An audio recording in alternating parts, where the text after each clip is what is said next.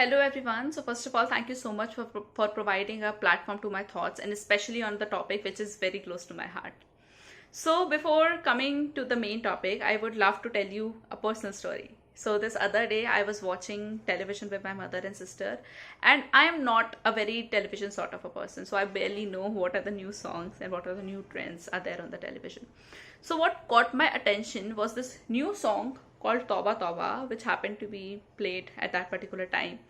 And in this particular song, this man was complaining about today's girl for for being modern and not being able to cook, making videos, use a men's credit card to pay the bills, cheating boys and whatnot more, and considering and crediting all as shame. Until the time I could digest this particular fact, I realized that it had more than 23 million plus views and 3 lakh plus likes. I searched on Spotify, it was there on every party playlist, making it a party anthem. And this is not just about this particular song. When I go through all the party songs, it has some sort of stereotype promoting in it for being asking a women asking a men to purchase some of the luxury bags or some of the luxury brands like Gucci and Prada, while the statistics actually says completely different. So the statistics says that more than half of the purchases are being done in this particular luxury market by the working women. So when the future of these luxury brands, which are women oriented, is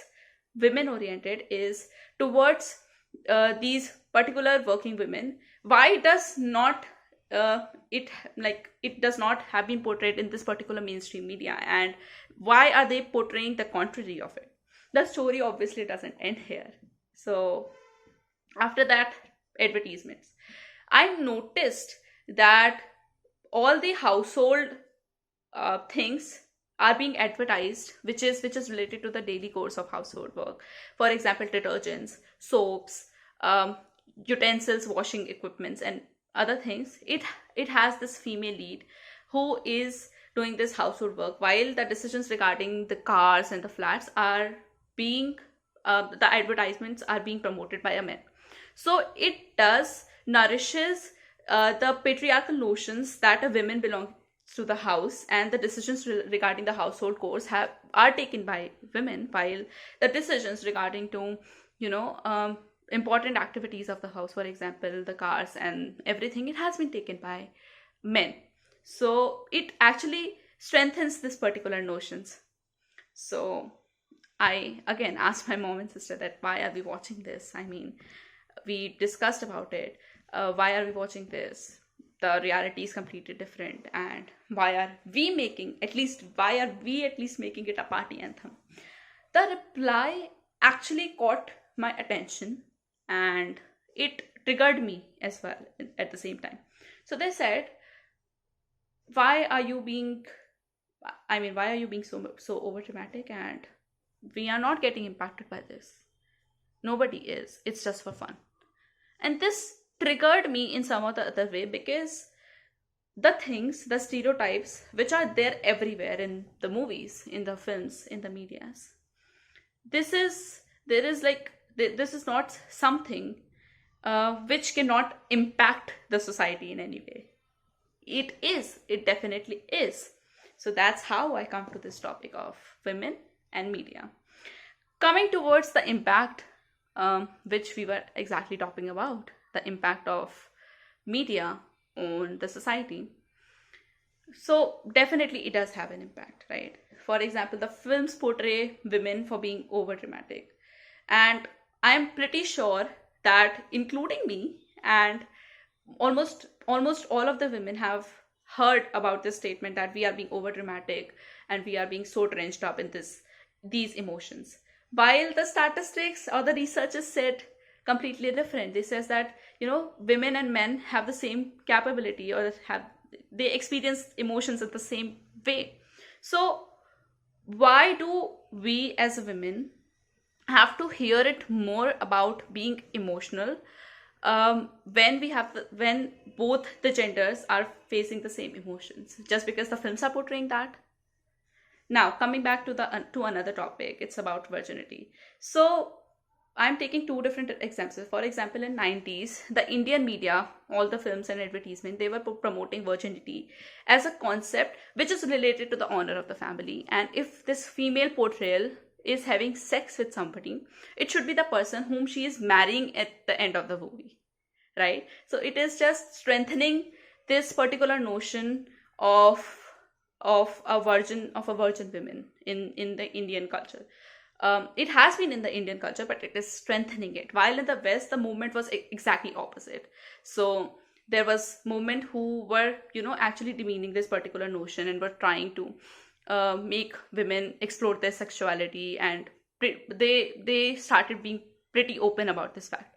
The results now, as we are in 2021, we can see this particular thing that, in Indian society, we are actually somewhat hesitant about revealing it to our family about our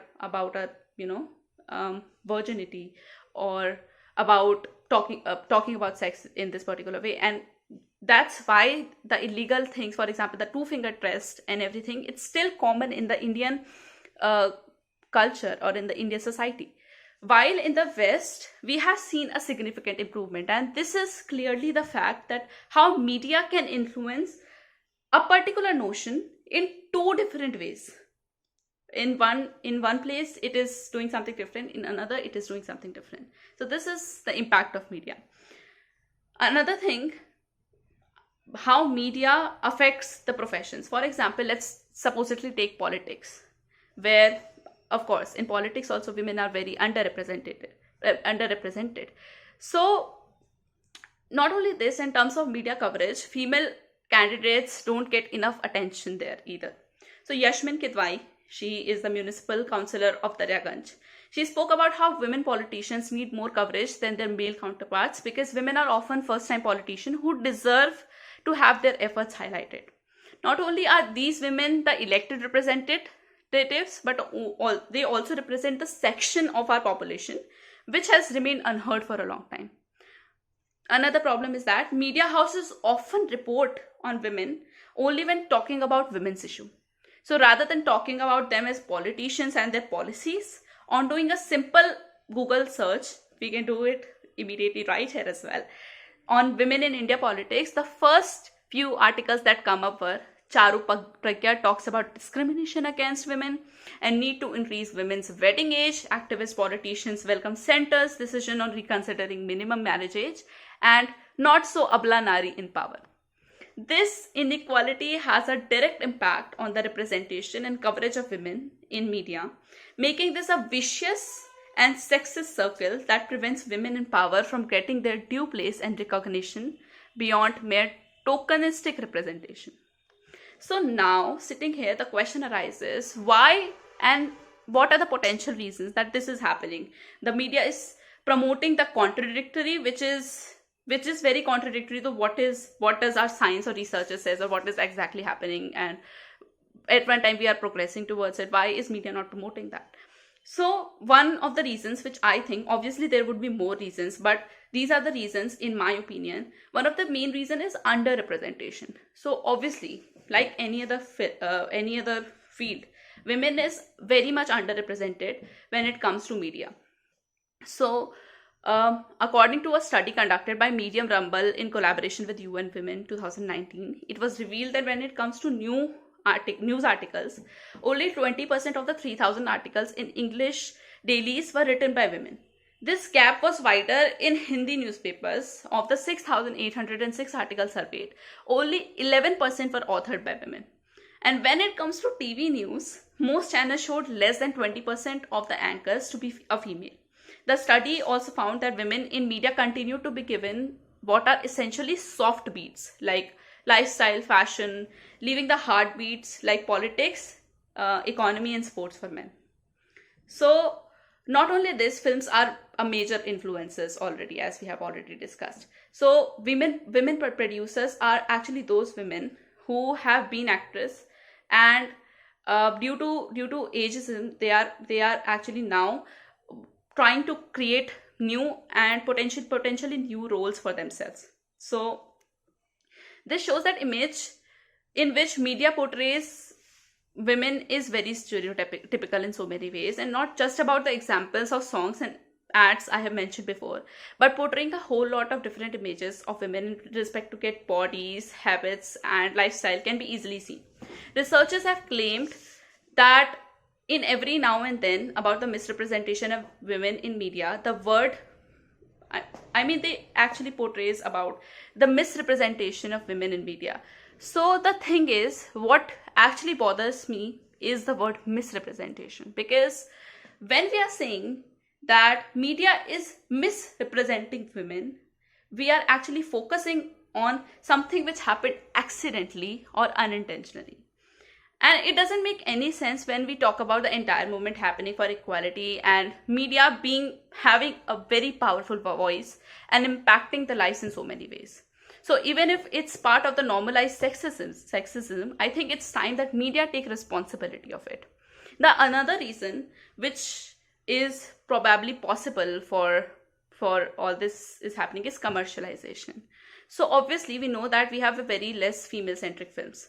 So how many times the female-centric films cross the box office amount of the films having a male as a lead? So now there could be two things which can happen. The producers start producing female-centric films, but when supposedly if I am a producer and if I'm not getting money out of the films I'm producing, why would I produce it, right?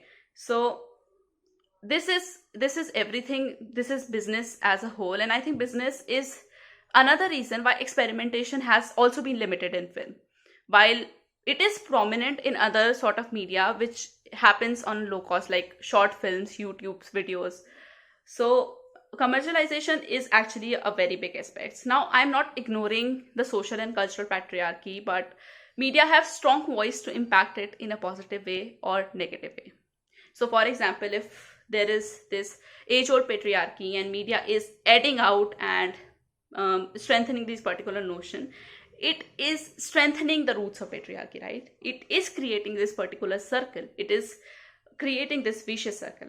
So when I'm talking about media, I cannot neglect social media in any way. So reports have always been positive about social media's positive impact on raising voice. Now the question is, the news which we are seeing on TVs, the particular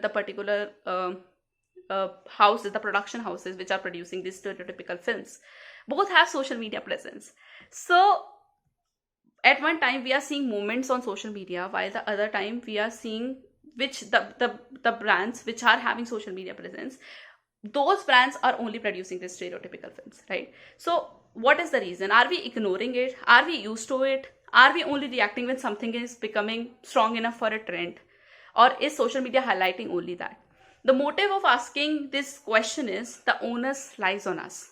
There are incidents that happened which have changed the mainstream media due to the backlash on social media, right?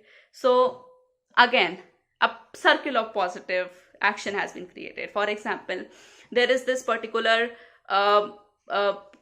stereotypical notion that happened on mainstream media, and there was this backlash happened on social media, and it brought a change in the mainstream media, and thus reducing and eradicating the gender inequality. What is this? A particular circle, a loop, right? So I talked about these two circles now, one which is strengthening the patriarchy and one which is leading the way towards the positive.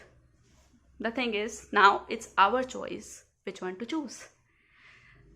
And being a change maker here in the FAIR project, I cannot resist from giving my opinions as a change maker, or what action which I think I as an individual can bring. So acknowledgement of normalized sexism, and it lies on us. For example, we need to think before making a party anthem, and what exactly in that particular, we can't just every time dance on those party anthems which has sexist slurs or something like that. Females films are getting less money, so we know that we need to create a demand so to have more female oriented films in the mainstream media, in the film industry. So don't you think that we have this responsibility? So whenever this female film arrives, we should go and watch these movies and make it popular. And so does YouTube short films, which promote gender equality and which shows women in a positive way, the exact images.